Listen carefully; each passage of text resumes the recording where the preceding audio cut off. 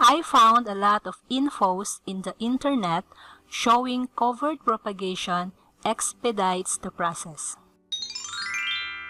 So I made this experiment.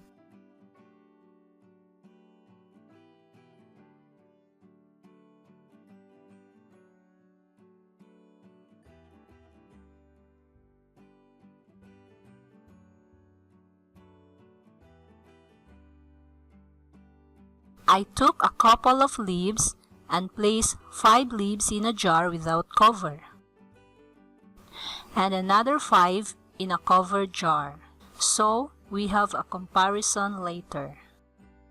Let's keep it this way for 2 weeks. We place them in indirect sunlight.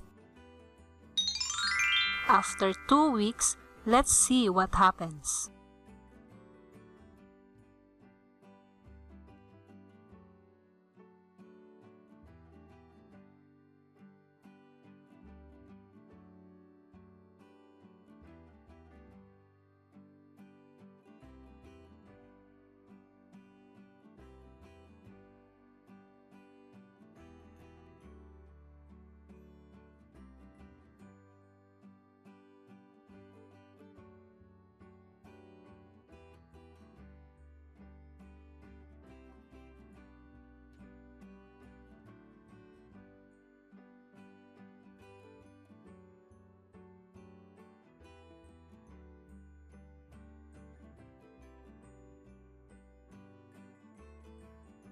In the first jar without cover, the roots look healthy but not that many.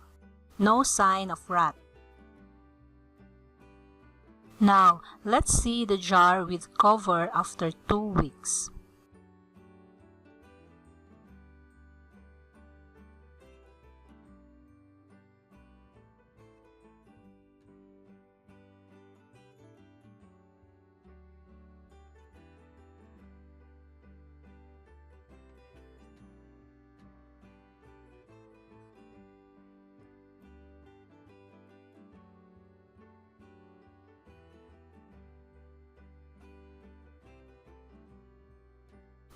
The roots look dry, but there are more roots.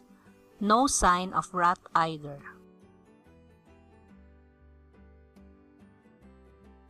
See these comparisons side by side so you can see what I see.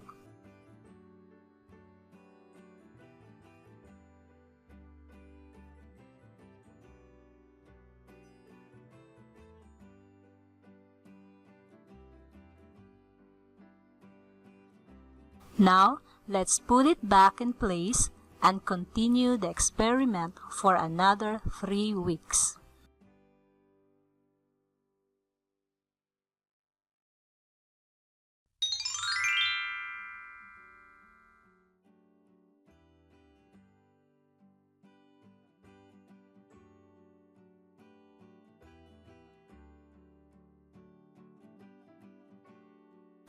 After another 3 weeks, 5 weeks in total, let's see the first jar without lid where air flows freely.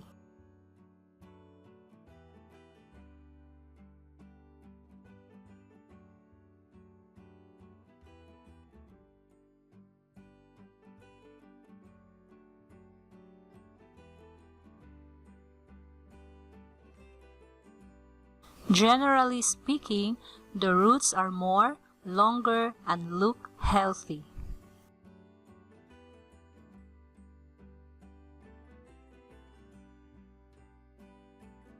Now let's see the other jar with lid, where air is sealed tight. Again, this is now 5 weeks old.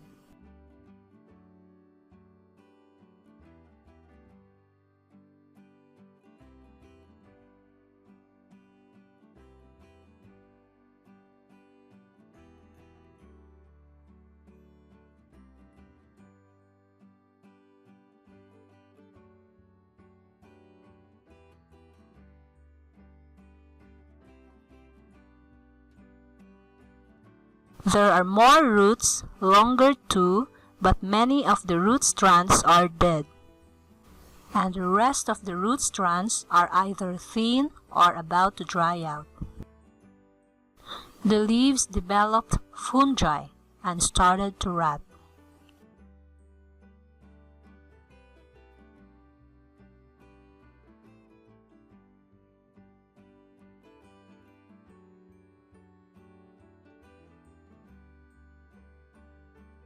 Let's see it again side by side so you see what I see.